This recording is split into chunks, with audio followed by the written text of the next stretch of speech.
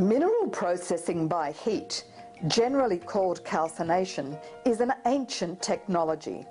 Calcining began in prehistoric times with the burning of limestone rocks in fires to create the first fertiliser, lime.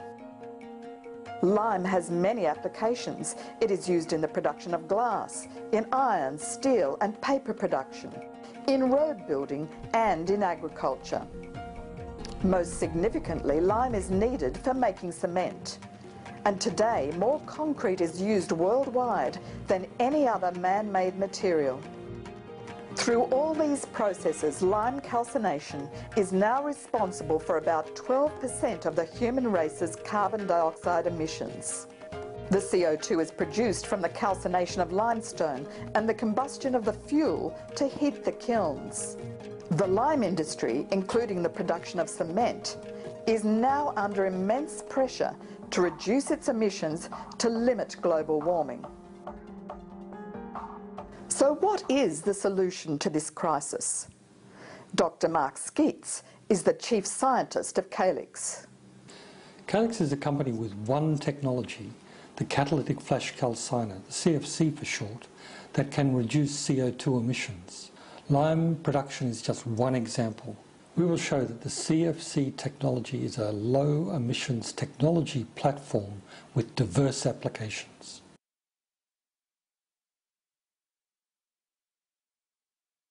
The energy crisis of the 1970s led to very efficient kilns, but the combustion and the calcination gases are still combined.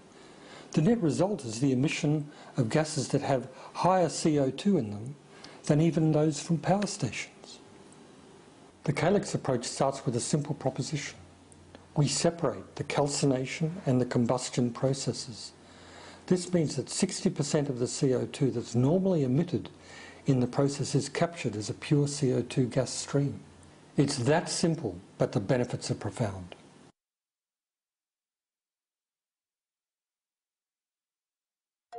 Let's look at a drawing of the CFC. Remember that calcination is the processing of minerals by the application of heat. The simplest application is the calcination of carbonates, like limestone to lime. In the CFC process, the ground mineral is injected tangentially into the calciner tube by a stream of superheated steam. The hot particles are centrifuged onto the walls of the heat chamber. The steam catalyzes the breaking up of the particles and initiates the calcination reaction. The reaction speeds up by steam catalysis. The energy for calcination is extracted from the walls of the calciner tube. These walls are heated by the exhaust from the combustion of fuel in the external heat source. The processed solids formed from the drop through the calciner are separated in the cyclone separator. The cyclone centrifuges the product onto the cold cyclone walls, where it's cooled and slides down to the base of the reactor, where it is bagged. The gas, comprising CO2 and steam, in the cyclone forms a counter-rotating vortex, which rises upwards through the exhaust tube. The steam is condensed as water and is recycled. The CO2 is captured and compressed for sequestration.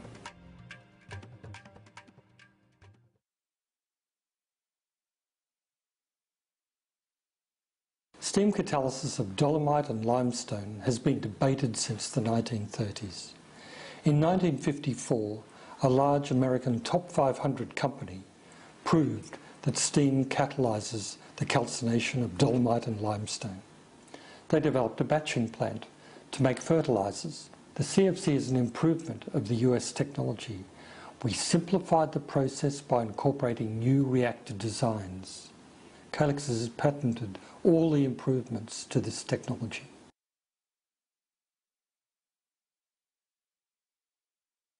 Calix is focused on the calcination of limestone, dolomite and magnesite, in which the calcination releases CO2.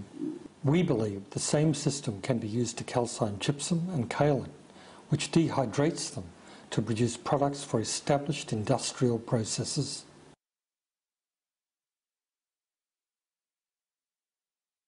The calciner controls both the chemical and physical properties. The chemistry, the degree of calcination, is an absolute setting of the calciner.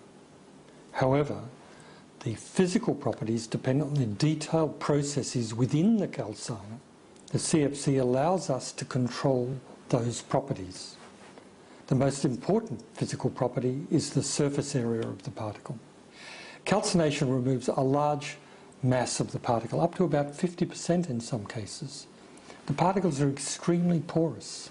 They have a very high surface area, up to about 75 million square metres per tonne.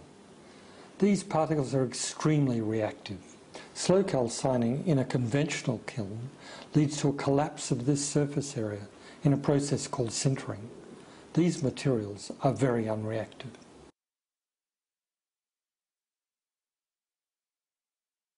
The calcination of dolomite produces a new product we call semidolime.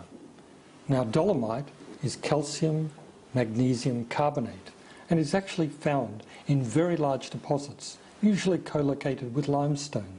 For example, the big dolomite mountains of Italy. Conventional kilns burn this dolomite to dolime. Now, dolime is actually a quite unreactive material. It's composed of magnesium oxide and calcium oxide, which have been sintered. They've lost their reactivity, so it's not a particularly active material. On the other hand, the Calix CFC calciner calcines the dolomite to give a very reactive compound. This is a unique property of the CFC. This provides Calix with a lot of its commercial opportunities.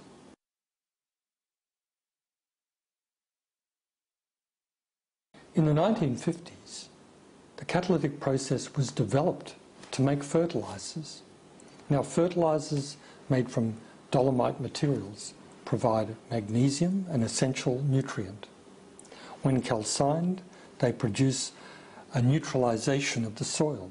The problem with lime, known as quicklime, is that it burns plants. Semidolime does not. The CFC process allows control of the rate at which the fertiliser nutrients are released to the plant. Not too quick so the products are washed away, and not too slow that farmers have to wait years for the effect. It can increase the uptake of conventional fertilisers, which can be spread with semidolime. Controlled release nutrients by semidolime enables sustainable farming.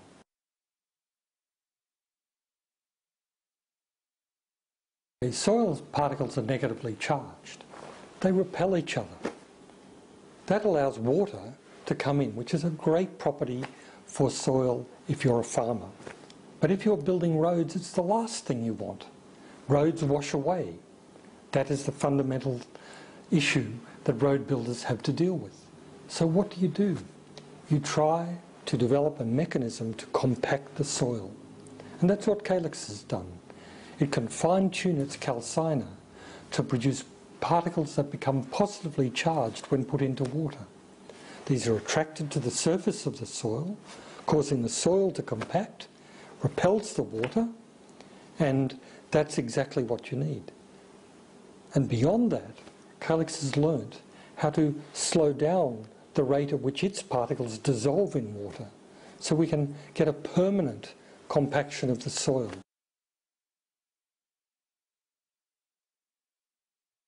We can make bricks, tiles, building panels from semidolime, and it can use fillers, which are waste materials. Bauxite, rice husks, ground car tyres, you name it, the Calix binder can most likely produce a solid building product from these wastes. The properties of these products compared to existing plasterboards are improved fire-resistant properties, improved acoustic insulation, high thermal insulation, highly water-resistant, binds with low-cost wastes and waste fillers, and it's got an ability to resist mould and mildew. These are superb building product characteristics.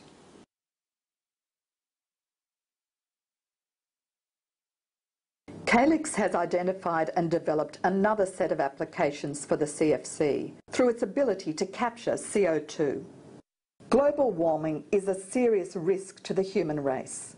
The transition of industry for an energy-efficient, low CO2 emission future requires new technologies that can reduce emissions economically. The best available technologies have a very large energy penalty. And this is why many people believe that ultimately they can only capture CO2 when the electricity price will be high and the cost of every product we consume will be even higher.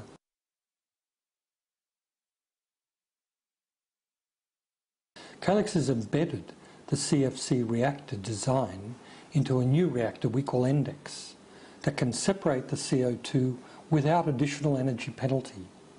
This is a breakthrough for CO2 capture.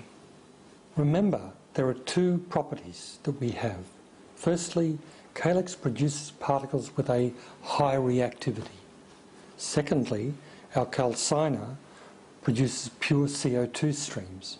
We can combine these two properties together to capture CO2 from a lot of industrial processes. Under the right conditions, a particle can reabsorb the CO2. And now in a cyclic process, we can take the particle loaded up with CO2, put it through our calciner again to regenerate it, and produce the pure CO2 stream. So our particles can sit in an industrial, dirty gas stream, pull out the CO2, and capture that CO2 as a pure CO2 stream. The flexibility of the Endex is that it can be integrated into many industrial processes, not just carbon capture from combustion. It can be used for the production of hydrogen and synthetic natural gas for low emissions and energy security. What's exciting about this technology is that there's a single platform that has a diverse range of applications into areas that are of immense importance to our economy. One technology, multiple applications.